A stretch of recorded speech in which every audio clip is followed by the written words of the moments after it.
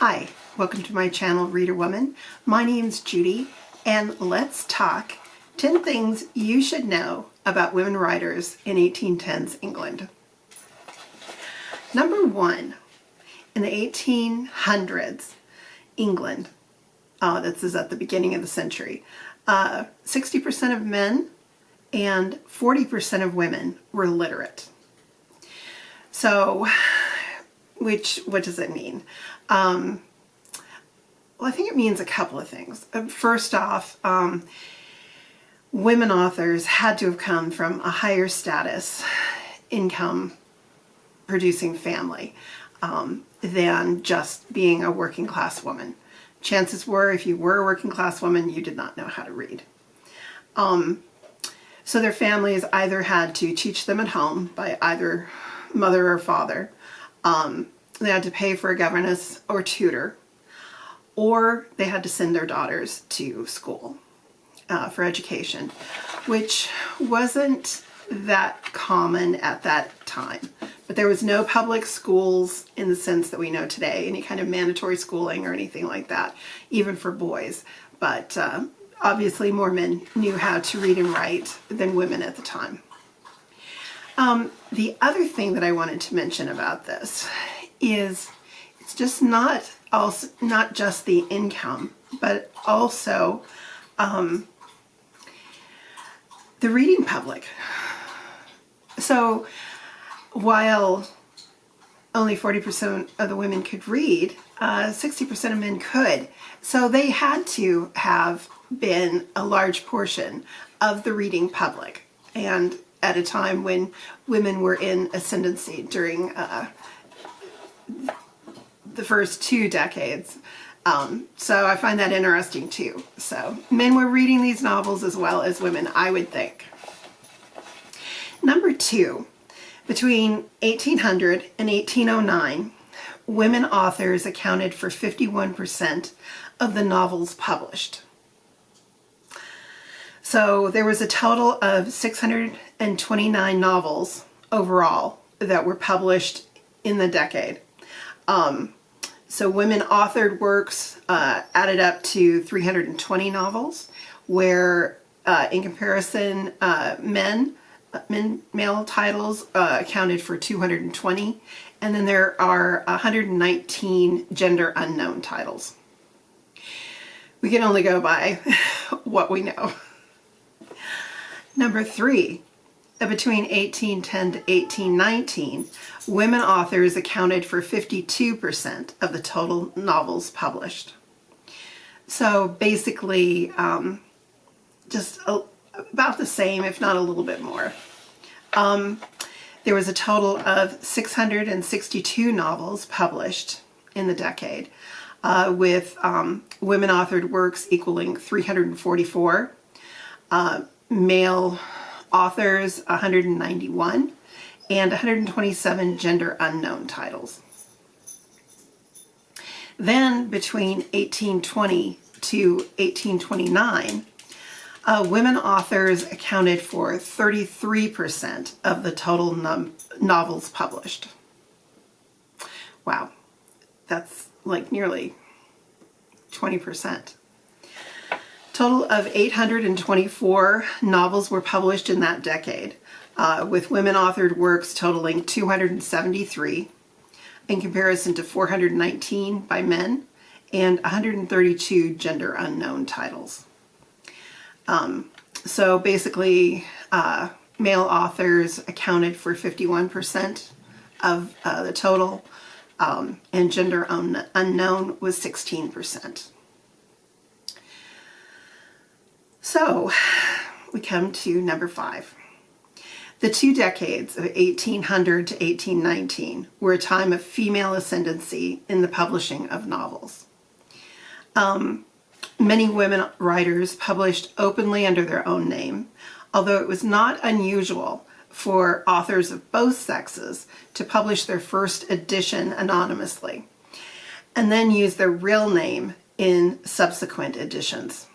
Which is what Sir Walter Scott did with the publication of Waverley in 1814. The first edition came out anonymous, and then later editions, he added his name. I think it was probably a matter of waiting to see what the results were. Were people going to like it? Were they not? And it was just standard practice of the time. Number 6, Jane Austen published her first novel, Sense and Sensibility, in 1811, anonymously, signing the author as, quote, by a lady. I feel like this was an attempt to shield her privacy, shield her name. Her family was somewhere in the gentry to, gentleman class. So I think there was a bit of pressure on her to keep it private and not let people know that she'd actually written this novel. But the other thing that struck me was it definitely shows that being a female author was not a hindrance at all in being able to either find a publisher or sell your book. I mean, the fact that she put by a woman, which, as we will look in just a couple more minutes, isn't true at all for women authors down the ages. And I thought it was also interesting too, she self-published Sense and Sensibility. And so she, came up with the money to get it published. And she didn't know whether it was going to sell or not. So she also had set aside a sum to pay the publisher if she had to, if not all books were sold, and she would have to buy them back. So, although we think of her as a great, at the time, in 1811, she was struggling to get published for the first time and didn't know, how this new career of writing was going to work out for her. Number 7, women authors were writing more than just novels. All of the statistics that I have quoted from up till now have to do with what I discovered by the English novel. As I've told you before, I've carefully gone through these 2 editions of an amazing archive of the novels published during the, this goes from, where does it get from? 1770 to 1829. However, women writers were also writing plays, poetry, biographies, educational treatises, spiritual texts, travelogues, translations, and histories. So I felt that those women who aren't included in these amazing documents of the English novel needed to also be represented and their voices and works heard as well. And so that led me to working on creating a database for women authors. I'm just taking that decade, 1810 to 1819, and seeing the books they wrote and trying to archive them. It is not a complete database, and the Women's Print History Project, they are doing the good work and collecting as much as they can. I am not able to access their database, so there are a lot of works that I just don't have access to at this point. I have to find through either Wikipedia or other research. So just to let you know, my database is as accurate as I can make it at this moment, but there's lots more to be found. My database so far shows 497 books by women authors published in the 1810s. I feel like there are a lot more particularly as I haven't delved deeply into poetry, and there's just, there's just a lot more fields to look into. So out of the nearly 500 books that I've, found in my database,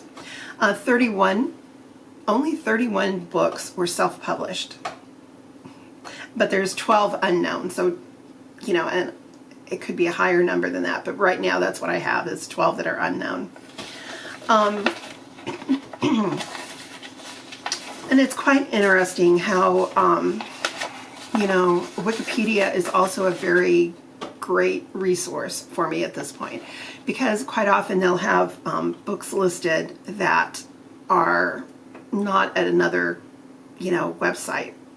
So, so far for the decade, I have discovered approximately 196 individual women writers at the time. Out of the nearly 500 books I discovered, 160 were published anonymously, but they've been attributed.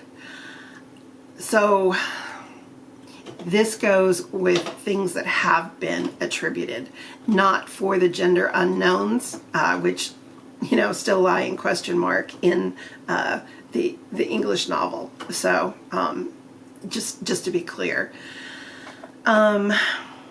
Let's see here. And a lot of the women used aliases, some of which are known, some are not. I am a generalist.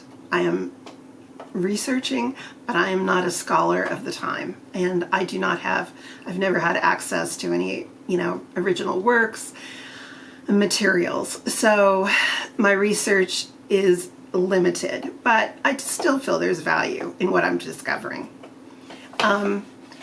Let's see here. Number 9. 30% of women in my database were married.